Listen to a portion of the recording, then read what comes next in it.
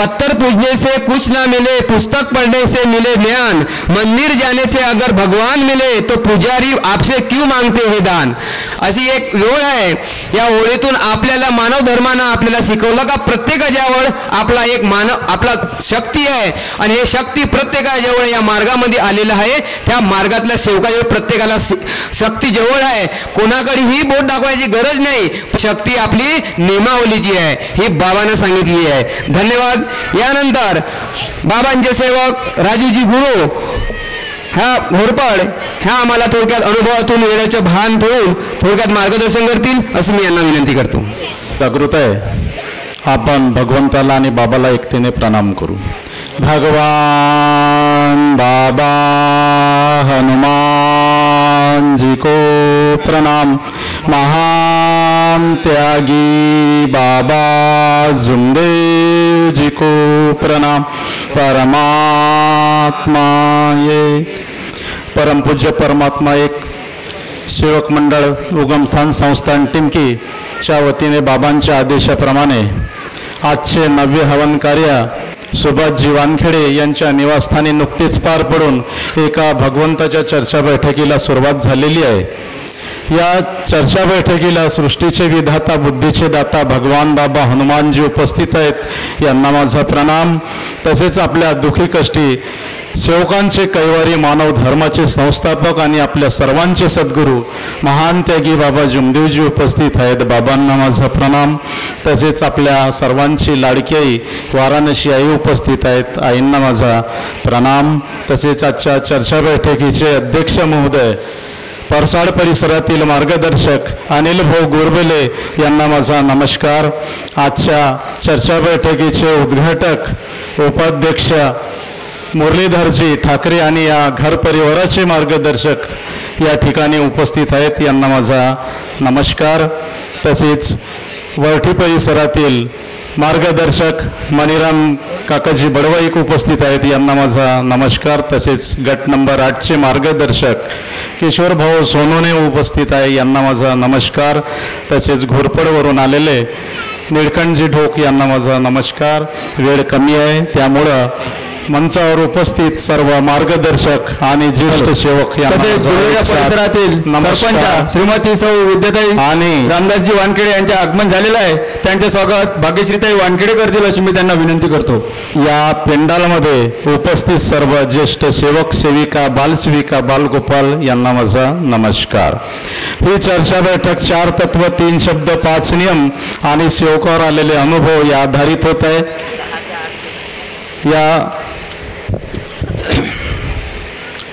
आणि सेवकावर आलेले अनुभव या आधारित होत आहे. मला आजच्या चर्चा बैठकीचे संचालक महोदय राम वानखेडे यांनी वेळेच्या मर्यादित बोलण्यासाठी संधी दिली. त्यांचा मी फार फार आभारी आहे. आणि खरंच पाहता वेळेची मर्यादा सर्व सेवकांनी राखलीच पाहिजे. ते ज्येष्ठ असो की मग कनिष्ठ असो. आपले साप्ताहिकी चर्चा बैठक असते त्या ठिकाणी सुद्धा आम्ही सांगतोच की वेळेच्या मर्यादित बोललं पाहिजे. आणि वेळेची मर्यादा असल्यामुळे किती वेळ बोलावं हा सुद्धा विचार असते. म्हणून या ठिकाणी मी थोडक्यात बोलण्याचा प्रयत्न करतो. अनुभव लांब आहे परंतु थोडक्यात सांगणार की आम्ही या मार्गामध्ये ज्या दिवशी आलो तो दिवस आमचा पहिला कसा होता आणि आज कसा आहे हेच आम्हाला लक्षात ठेवायचं आहे. त्यावेळेला आम्ही लाखांनी पैसे देत होतो आणि जादू जाणत्याकडे सुद्धा गेलो. कोंबडे बकरे दिले, त्याला सुद्धा दिले आणि दवाखान्यातही दिले. परंतु आता पहा आपल्या वर्षामध्ये 3 कार्यक्रम येतात. बाबांची जयंती, कोजागिरी आणि बाबांची पुण्यतिथी. फार कमी ठिकाणी पुण्यतिथी करण्यात येते. परंतु या मार्गामध्ये आल्यानंतर सुद्धा सेवक जुने विचार विसरलेला नाही आहे. आणि पहिले तर देत होता पण आता घेऊन राहिला परंतु देण्याची इच्छा नाही आहे. जर गावामध्ये एखादा कार्यक्रम असेल आणि त्या कार्यक्रमाला लागणारी निधी ही सर्व सेवकांच्याच मार्फत जमा होते. पण त्यावेळेला द्यायच्या वेळेस तो कुठे ना कुठे आपले हात वर्त करतो आणि बाबांच्या तत्वशब्द नियमाला विसरतो आणि तत्वशब्द नियम विसरून तो फालतूचे घराणेच करतो. म्हणून या मार्गामध्ये बाबांनी सांगितलंय, ज्या सेवकाच्या अंगी तत्वशब्द नियम आणि सत्य मर्यादा प्रेमाचं आचरण असेल तो सेवक कधी गरीब राहू शकत नाही. जर तो गरीब राहत असेल तर तो त्याच्या विचाराने त्याच्या कर्मामुळे राहत आहे. कारण की आमचे कर्म या मार्गामध्ये आल्यानंतर बदललेले आहेत. मी सुद्धा माझ्या परिवारात कोणालाच व्यसनपाणी नव्हतं आणि कुठलंही व्यसनपाणी नव्हतं, परंतु सर्व काही चांगलं चालत होतं आणि कुठेतरी काही परिवारात म्हणा किंवा गावामध्ये अडचण असते. हा समोर चालला, याला पाठीमागा आणायचं आणि तोच प्रकार माझ्या घरी झाला. लाखांनी व्यवहार करणारा मी शून्यामध्ये आलो.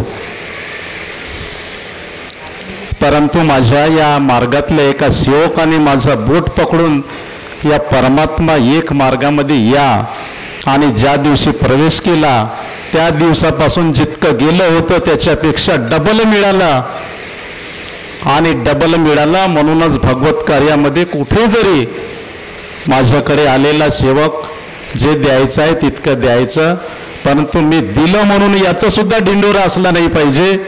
हेच आपल्या बाबांची शिकवण आहे. आणि या मार्गामध्ये आपुलकी कशी आहे, बरेचदा मार्गदर्शक जुल्लर येथील माणिकरावजी ठाकरे बरेचदा भेटायचे, आमच्या इथे सुद्धा हवन कार्याला यायचे. तेव्हा म्हणायचे की गुरुभाऊ तुम्ही एकतरी वेळा यावं. इथे येण्याचा प्रसंग बराच झालेला आहे, परंतु आपल्या या भगवत कार्यानिमित्त आज पहिल्यांदा चाललो आहे. नाहीतर इथे नातेवाईक आहे, सर्वच आहे. तर एक आग्रह, एक आपुलकी असली पाहिजे कोणतेही आपण. आणि आपुलकी तेव्हाच वाढते ज्या वेळेला आमची एकता असते. आणि हे एकता आमच्या परिवारातून असली पाहिजे. आमच्या परिवारात जर आम्ही, आमची पत्नी, मुलं जर आम्ही एकतेत आहोत तरच आम्ही सेवकांमध्ये एकता करू शकतो. आणि सेवकांमधलीच एकता हे आम्ही पूर्ण जिल्ह्यामध्ये आणि पूर्ण आम्ही महाराष्ट्रात, देशामध्ये फिरवू शकतो.